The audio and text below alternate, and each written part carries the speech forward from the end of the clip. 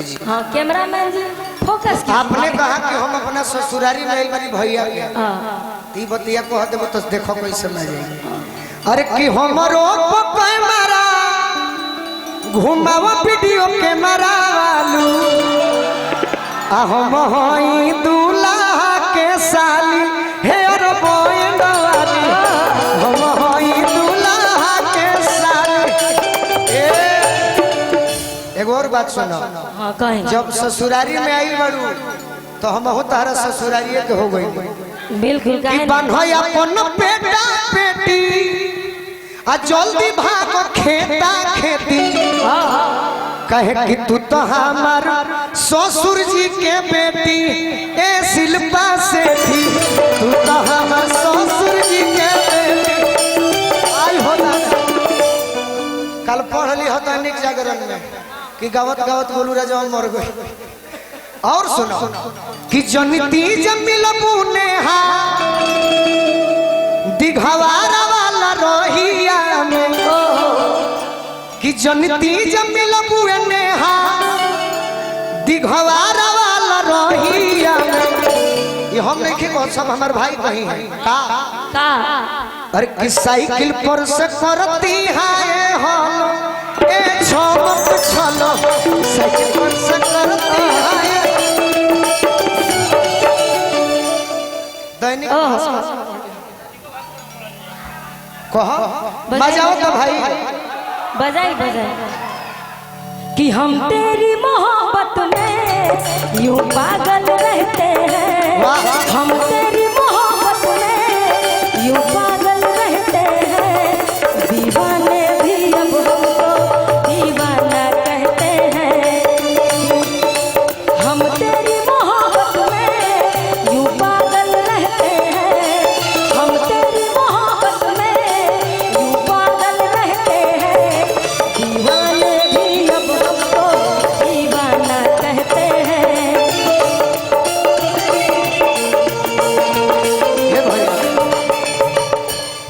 तेरी मोहब्बत में पागल रहते हैं और कि दीवाने भी अब हमको दीवाना कहते हैं।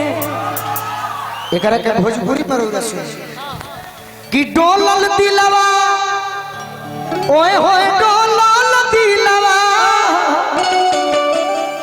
डोलल दिलवा ओए होए डोलल दिलवा के करा तनी पूछी जा के करा कि डोलल दिलवा ओए होए डोलल दिलवा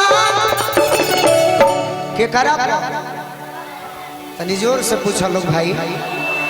अरे ये गोपा तोर छीतर लई की पडोलल दी ए गोपा तोर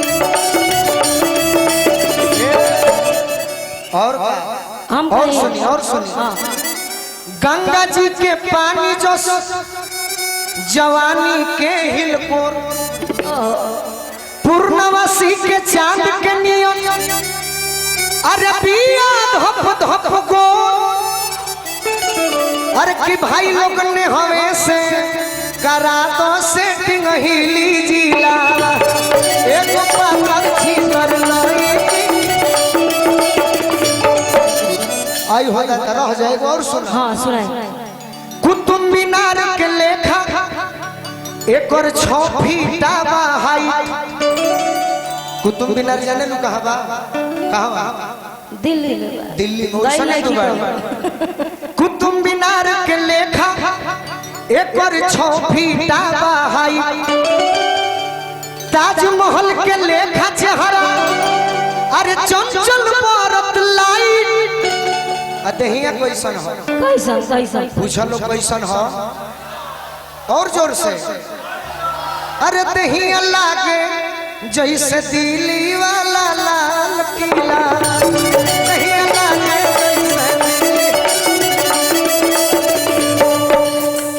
डोल दिला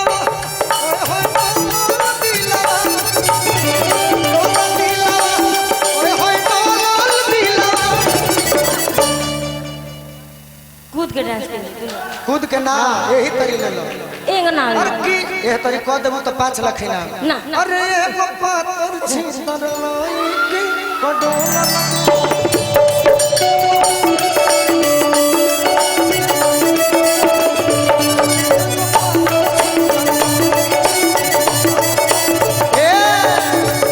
और का झील झील मिली अखियाबा ताकि सोट के भीड़